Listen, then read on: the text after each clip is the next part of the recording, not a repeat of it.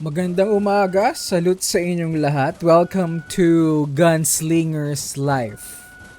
Another video mga tolls, and pag-uusapan naman natin ngayon is because may nag-comment kasi sa previous post ko about tol, post ka naman bakit hindi ka natuloy sa Ragnarok Origin.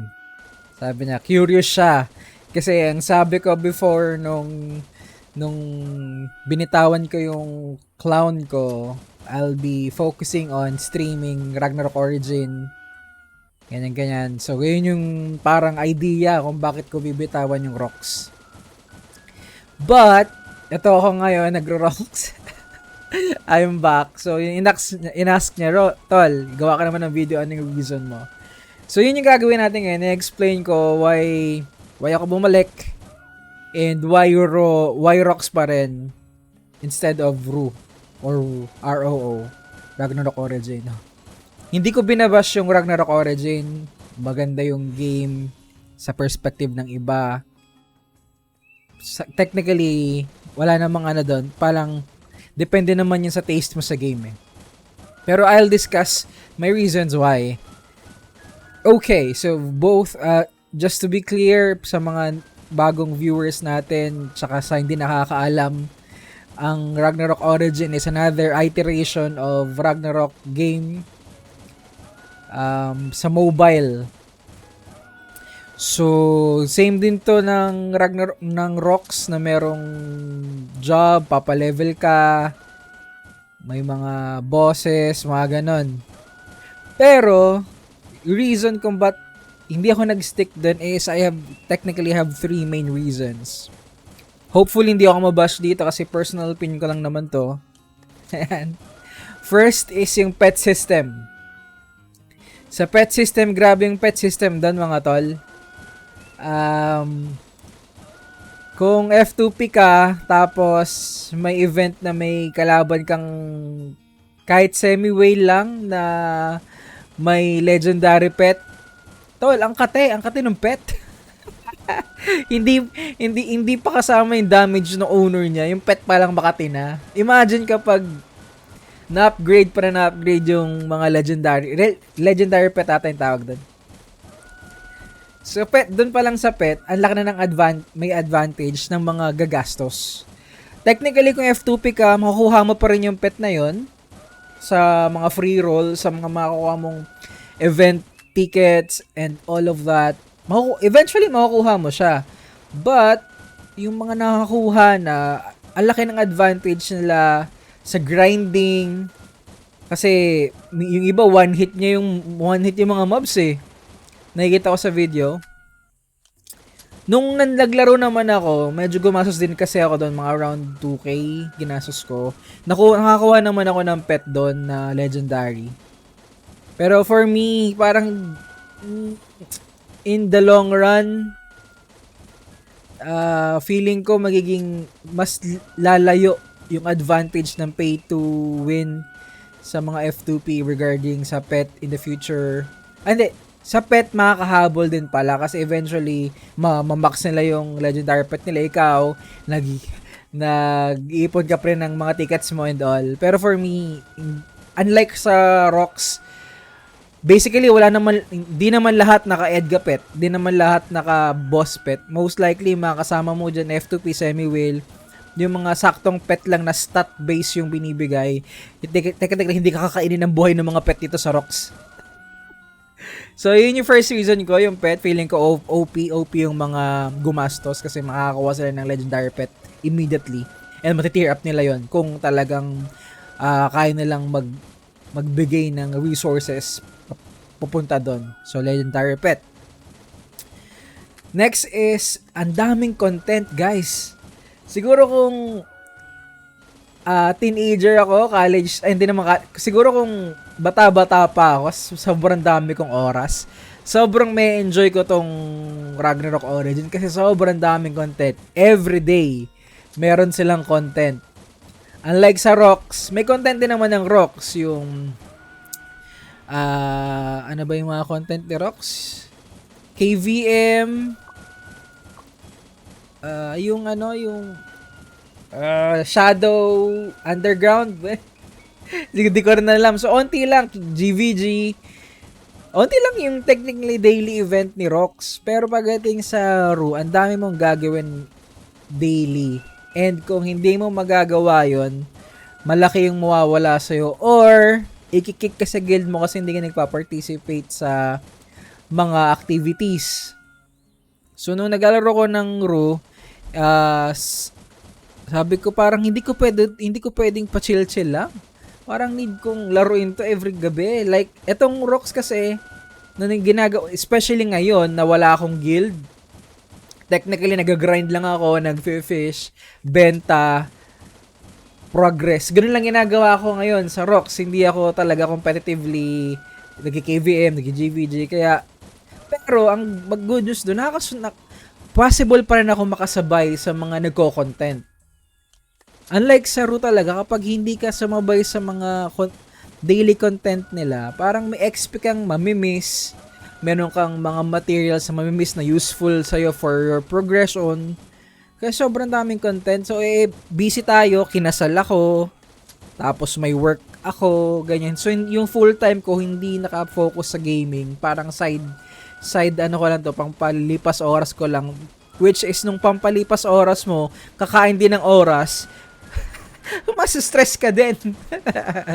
Pero sa mga nag-enjoy ng Roots, as I've mentioned, don't bash me or what, maganda naman ng Root. It's just hindi lang siya swak sa lifestyle ko for now, na medyo busy kasi ako. Yun yung second item ko, kaya ako lumipat, is too much content.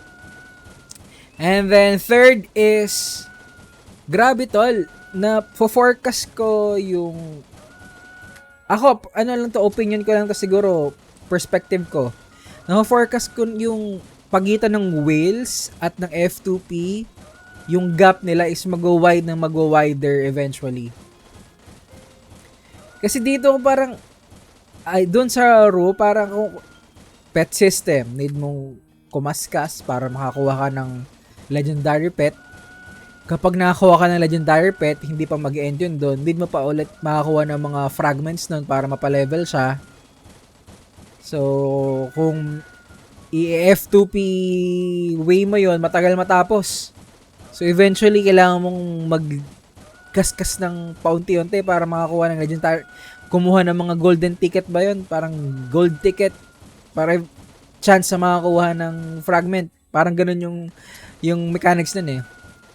Second, yung mga, basta madami pa silang mga event na pwede mo naman siya mabili daily sa mga ma-earn mong materials through daily content. Daily guild content, ganun. Pwede mo, meron doon parang mga, hindi ko na ma-explain, hindi ko rin maalala ng malala. Hindi ko na maalala ng maayos. Pero, yung whole idea lang is, malayo yung pagitan ng whales at saka F2P.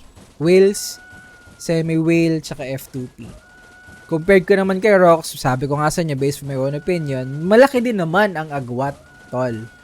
Pero dito, sa BH, minsan nakakasipat ng drop ang mga nasa rank 10 to 15. So, may chance ka. Tapos, yung mga progression materials dito, pwede mong ipunin. Pwedeng either masaktuhan mo yung event or mag-ipon ka ng crystals, magbenta ka ng in-game material na makakapag-earn ng crystals, invest ka, progress mo yung character mo. So, hindi malayo yung agwat ng mga mega whale, super whales, pero yung mga F2P eventually makakahabol sila kahit sa mid spender, and kapag eventually nagtuloy-tuloy pa sila, possible pa nila matigitan lalo yung mga malalakas na player in game. So yun yung third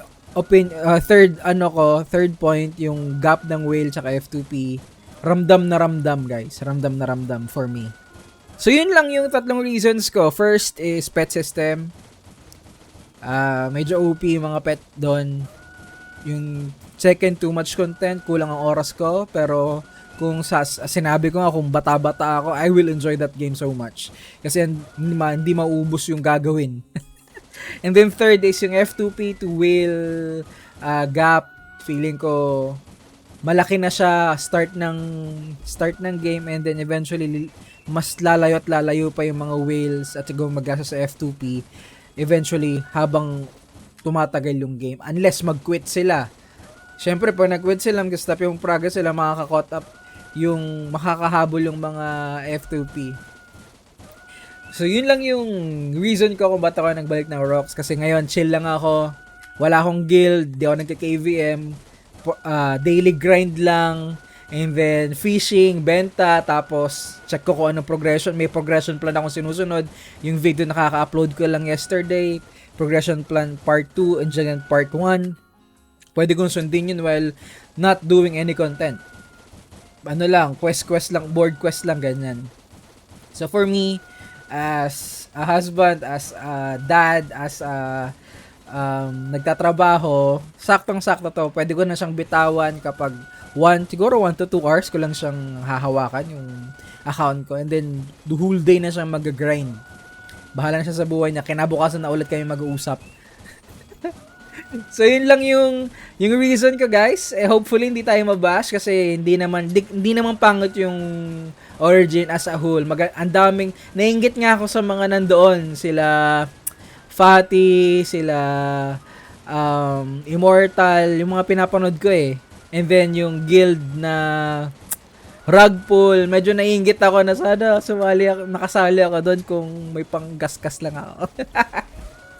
Ayan, so ayun si Daddy DL din, nandun si Daddy DL na dating pinapanood ko ng Rocks. Di ko alam kung nag-Rocks pa siya pero late napanood ko yung video niya, naka-ROO na siya. Support pa rin tayo ng game ng ROO. If hindi nyo pa try nyo, baka yung feel nyo sa game different from mine. Pero ako for now, I'll stick with ROX. So nagdadalawang isip nga akong bumalik, i-try ulit siya, give it another shot kasi lumabas yung clown or bard clown class nung September dun sa ROO. Pero sige yan, comment down below sa mga makakapanood ng video na to if gusto nyo ba i-try ko ulit. I'll give it a shot sa ROO. Let's see. Comment down below kung gusto nyo bang makita kung i-explore yung bard sa ROO. Pero for now, stick muna ako sa Rocks. Yun lang muna for today's video. Yun yung reasons ko, and hopefully walang magbash sa akin kasi personal opinion lang naman to. ROM, ROX, and ROO, if saan ka nag-e-enjoy, laruin mo lang yan mga tol. Salamat and see you on my next video. Salute sa inyong lahat.